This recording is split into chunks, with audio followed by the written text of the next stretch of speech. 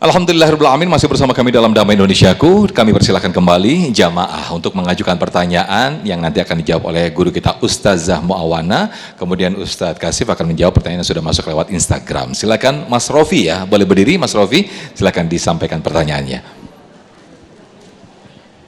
Assalamualaikum warahmatullahi wabarakatuh. Waalaikumsalam warahmatullahi wabarakatuh. Bismillahirrahmanirrahim. Alhamdulillahirabbil alamin. Allahumma shalli ala sayyidina Muhammad wa ala ali sayyidina Muhammad. Afwan Ustadz, Ustazah, nama saya Rofi, asal dari Medan, Sumatera Utara. Izin Ustadz, jika diperkenankan kami izin bertanya. Kadang kita bingung juga sebagai seorang anak muda. Di satu sisi kita diperintah untuk patuh dan taat kepada orang tua. Dan orang tua ada juga yang memaksa anaknya buat ikutin pilihan hidup mereka. Entah itu soal pendidikan, soal pasangan hidup, ataupun soal pekerjaan. Padahal anaknya juga punya mimpi. Kalau anak tetap mengejar cita-citanya, walau nggak direstui orang tua, itu apakah termasuk kategori durhaka? Demikian, Ustaz. Baik, terima kasih Mas Rofi. Silakan Ustazah Muawana. Baik, mohon izin. Ada seorang anak. Dia tadi bingung. Bingungnya dengan apa? Kadang anak itu punya pilihan sendiri, orang tua punya pilihan sendiri. Ini biasanya kurang komunikasi antara orang tua dengan anak. Orang tua itu nggak boleh egois, anak juga nggak boleh egois. Jadi dengan kata lain, antara anak dengan orang tua harus banyak diskusinya. Karena bagaimanapun Allah itu redho, bagaimana dengan orang tua juga redho. Kalau kita mau dapat redhonya Allah, cari redho dengan orang tua. Jadi kalau mau dapat kerja, mau dapat jodoh, mau dapat apa, tetap komunikasikan dengan orang tua. Kadang orang tua itu punya feeling yang bagus, punya feeling gak enak. Kadang orang tua juga mengajarkan jangan dulu, kita sholat istikharah dulu. Pasti orang tua itu akan mengajarkan hal-hal yang baik dulu sebelum nanti finishnya. Jadi antara orang tua sama anak itu harus apa? Sinkron. Apa yang sinkronnya? Pikirannya harus sama, pendapatnya juga harus satu sama lain diterima. Kadang kalau orang tua yang sudah tua, itu pikirannya itu jangan begini, jangan begitu, jangan begini, jangan begitu, betul?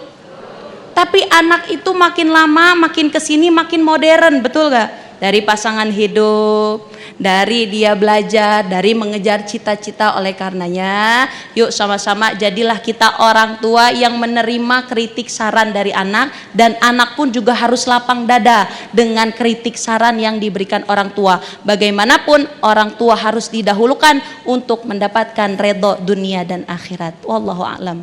Baik, terima kasih Ustazah Muawana atas jawabannya. Berikutnya saya akan bacakan pertanyaan yang sudah masuk lewat Instagram atas nama Ulan. Assalamualaikum Ustadz, Ustazah, izin bertanya, kalau suatu hari nanti aku hanya bisa berdiri di sisi kuburan orang tua yang sudah tiada, menyesali semua ucapan dan sikapku yang pernah menyakiti, apakah air mata dan istighfar itu cukup? Atau semua sudah terlambat dan aku hanya tinggal menunggu giliran untuk mempertanggungjawabkan semuanya? Ustadz Kasif. Ya, insyaallah ingatlah, yakini kita bukan punya Tuhan pendendam. Tuhan kita bukan pendendam. Kita punya Tuhan yang Maha Pengasih, Maha Penyayang. Dia memaafkan segala dosa, termasuk dosa durhaka sama orang tua. Allah Subhanahu wa taala berfirman dalam Quran surat Az-Zumar, "Innallaha yaghfirudz dzunuba jami'a." Allah ampuni semua dosa. Ya. Memang hidayah mungkin datangnya terlambat. Dulu waktu ada orang tua kita sia-siakan, tapi ketika orang tua sudah nggak ada, justru kita ganti keburukan kita dengan kebaikan. Jadi pengusaha yang jujur, yang sukses, kemudian dengan uang rezeki yang halal ini kita bangunin masjid atas nama orang tua kita. Kita punya tante yang fakir, duafa, adik ibu kita, adik ayah kita berangkatin pergi umrah, pergi haji. Ya, ada seorang sahabat Nabi SAW, ya, dia berkata, ya Rasulullah, ummi matat. Nama sahabat ini Sa'ad bin Abi Waqqas radhiyallahu ta'ala anhu. Ya Rasulullah, ummi matat. Kaifa atasaddaq? Wa madza atasaddaq? Ibu saya sudah meninggal, apa yang saya perbuat sekarang? Kemudian Nabi nganjurin dia satu amalan yang dahsyat. Kalau orang tua kita sudah meninggal, apa tasaddaq wa afdalu sadaqah sadaqatil ma, dan sedekah terbaik itu sedekah air. Maksudnya apa? Ibu mungkin ada rezeki nyumbang air ketika Jumatan, ya bapak nyumbang kulkas di masjid, ngisi air di situ, atau bikin sumur air yang banyak daerah-daerah di Indonesia, Jawa Tengah, Jawa Timur yang kekurangan air, kita sumbang air 1 mobil 1 truk, ya dengan niat untuk agar orang tua kita bahagia di alam barzakh. Ada seorang yang diazab di alam barzahnya, kemudian dia berhentikan azab sama orang ini. Ini hadis Sahih Bukhari.